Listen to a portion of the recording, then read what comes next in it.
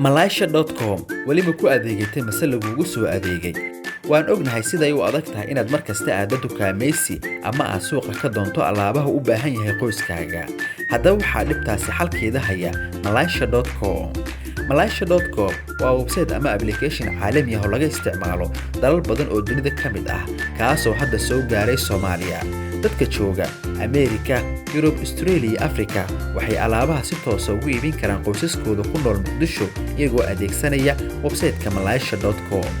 Isticmaalaha ama iibsadaha ayaa website-ka ka dalbanaya adeega, waxaana biilka ku bixinaya Mastercard, Visa card iyo wixii u dhigmaa. Isla marka aad dalabka ku dirto website-ka, wuxuu iibsaduhu ama qofkii loo iibiyay helayaa fariin ah inay diyaar u yihiin alaabihii uu iibsaday, waxaana si free ah loogu geynayaa meel kasta uu ka joogo Muqdisho.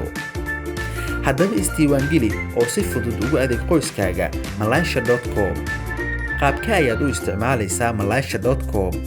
ku qor website-ka Malaysia.com kadibna dooro nooca alaabta, kadibna bixi lacagta, ugu dambeyn u dir qoyska ama qofka aad u iibisay alaabta confirmation order si uu u qaato alaabaha aad u iibisay meel kasta oo ka mid ah Muqdisho. Ballanteenu waa Malaysia.com.